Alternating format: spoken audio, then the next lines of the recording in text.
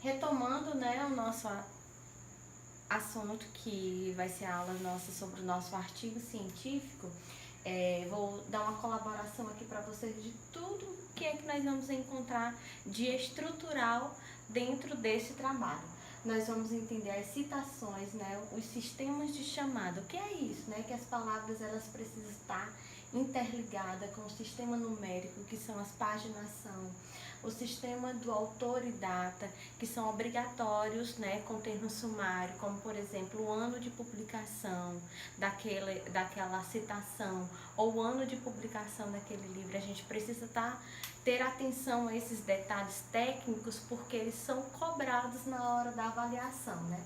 As formas de citações. Então, como a gente já está num sistema um pouco mais avançado de finalização de curso, né? A gente vai entender melhor o que é uma citação direta, o que é uma citação direta curta, né? Porque todas elas a gente vai encontrar dentro do corpo do texto, né?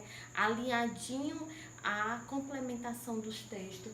A citação direta longa, que ela é um pouquinho maior, já está falando, né? Curta de curto e longa de um pouco mais abrangente. A citação direta, né? A omissão dela dentro do texto é quando a gente usa palavras de autores, né? E a gente usa sinônimos delas para a gente compor o nosso texto. A citação direta em destaque e a citação indireta, que é aquela recuada, afastada do corpo do texto, né? Com a letrinha 10, com o espaçamento de 1 centímetro. Então, essas daqui são os tipos de citação que nós iremos encontrar dentro do corpo do texto. Aí vocês devem estar se perguntando, professora, todas essas citações eu preciso colocar dentro do texto? Não.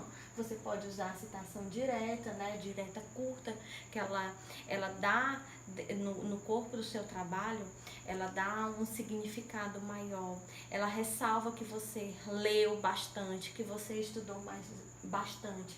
As citações indiretas a gente também usamos bastante, mas a gente precisa ter aqui eu faço uma ressalva na citação indireta, que a gente não pode compor todo o nosso texto apenas de citações, e principalmente as indiretas.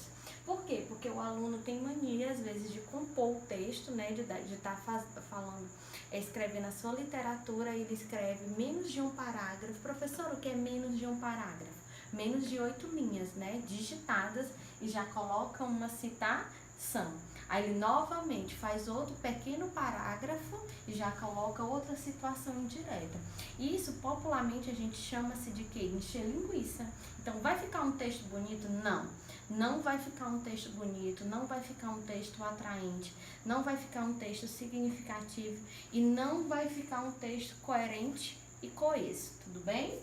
Vamos dar uma passadinha aqui nos nossos, explicando, vamos dizer assim, de modo geral por cima, né? O que são esses tipos de citação.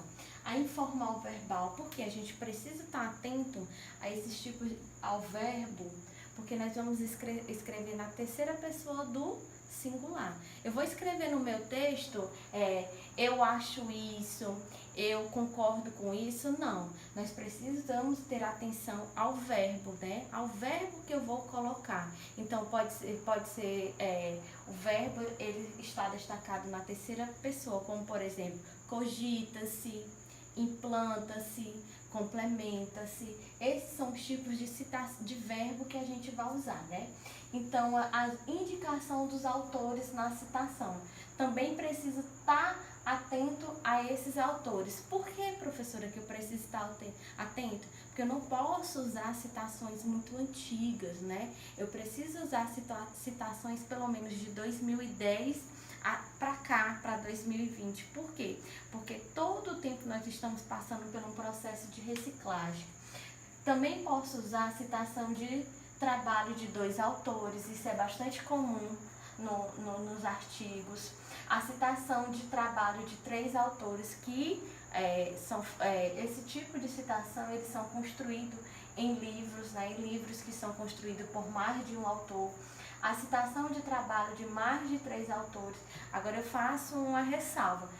Todos os autores que você citar dentro do corpo do seu texto, você precisa colocar lá nas referências. Se eu usei 2 autores e eles fazem parte lá de um determinado livro e eu só coloquei apenas um, está errado. Eu preciso citar os 2. E outra coisa que eu preciso também ter observação são as abreviaturas de expressões latinas. No caso, a gente pouco usa aqui, né? A gente usa aqui ou lá, mas já especificando, como por exemplo, transtorno do espectro do autista. A gente usa o quê? Uma sigla chamada TEA. TEA é uma sigla que eu preciso explicar o que é essa sigla. E a gente também tem uns exercícios sobre citações, só para a gente estar praticando um pouquinho.